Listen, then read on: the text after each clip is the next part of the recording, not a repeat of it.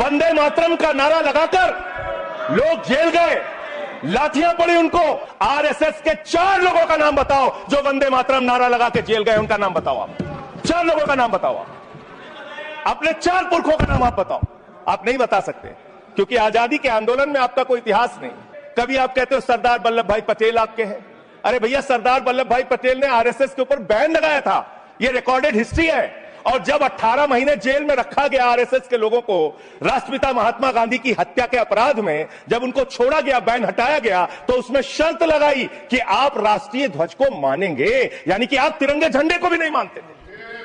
आपने 52 साल तक हिंदुस्तान का तिरंगा झंडा आरएसएस के मुख्यालय पे नहीं फहराया सर, नहीं फहराया।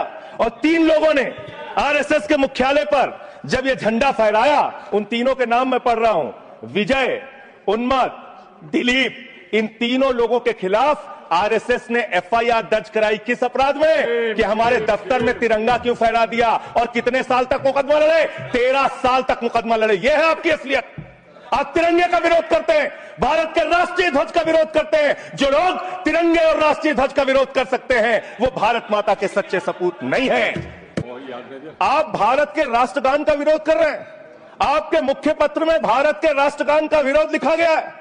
इसके लिए भारत के प्रधानमंत्री को और पूरी की पूरी भारतीय जनता पार्टी को, जो अपने आप को आरएसएस को अपना आदर्श मानती है, पूरे देश से माफी मांगनी चाहिए। आपने तिरंगे का विरोध किया, राष्ट्रगान का विरोध किया, वंदे मातरम आपने लगाया नहीं कभी।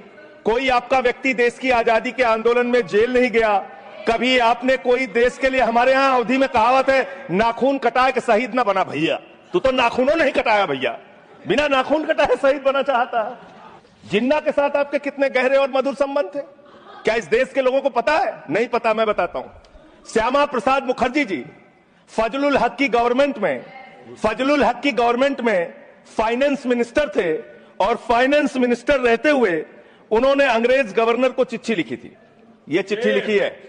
आपने भारत छोड़ो आंदोलन के खिलाफ, आपके नेता, जनसंघ के पहले राष्ट्रीय अध्यक्ष और तत्कालीन गवर्नमेंट में जो वित्त मंत्री थे, उन्होंने चिट्ठी लिखी अंग्रेज गवर्नर को और कहा कि भारत छोड़ो आंदोलन, जो हिंदुस्तान के क्रांतिकारियों का आंदोलन था, जो देश की आजादी का आंदोलन था, वो आंदोलन कुचल देना चाहिए, खत्म कर देना चाहिए। ये है रिकॉर्डेड हिस्ट्री आपकी। जिन्ना और आपके रिश्ते क्या थे? कितने मधुर रिश्ते थे। एक राज्य में सरकार नहीं बनाई मान्यवर इन्होंने।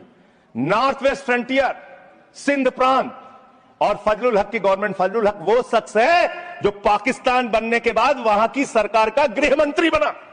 आपके रिश्ते उन लोगों के साथ थे, ये देश को पता होना चाहिए। आप भारत की सेना को 4 साल के अग्निवीर पे लेके आ गए, जो हिंदुस्तान की सीमा की सुरक्षा करने वाले हैं, जो वंदे मातरम का नारा लगाते हैं हमारे जवान, हमारे सैनिक, जो -50 डिग्री टेम्परेचर में सियाचिन में प्लस 50 डिग्री टेम्परेचर में जैसलमेर में भारत की सीमाओं की रक्षा करते हैं, इस मातृभूमि की रक्षा करते हैं। उनके पीठ में छुरा मारने का काम आपने किया, उनकी नौकरी 4 साल की कर दी अग्निवीर की। आपको मातृभूमि से प्यार है, आप देशभक्ति की बात करेंगे। अरे मैंने साइकिल चोर सुना था, लॉकेट चोर सुना था, स्कूटर चोर सुना था, मैंने सुना था तमाम तरह के चोर होते हैं। आप लोग तो वोट चोर निकल गए हिंदुस्तान के अंदर। वोट चोर, 3 करोड़ वोट उत्तर प्रदेश में 3 करोड़ वोट की चोरी करने जा रहे हैं। कल की मीटिंग में पता चला 17.5% वोट उत्तर प्रदेश में काटे जाएंगे। आप ये कर रहे हैं, ऐसे लोकतंत्र को मजबूत करेंगे? ऐसे आप मातृभूमि की सेवा करेंगे? हमने फिल्मों में सीन देखी है, डाकू लोग आते हैं, जय भवानी जय भवानी जय भवानी कह के, और वो गांव का गांव लूट के चले जाते हैं। जय भवानी कह के गांव का गांव लूट के चले जाते हैं। हम इस देश के अंदर किसी भी सरकार को वंदे मातरम और भारत माता की जय लगाकर देश को लूटने की इजाजत नहीं देंगे।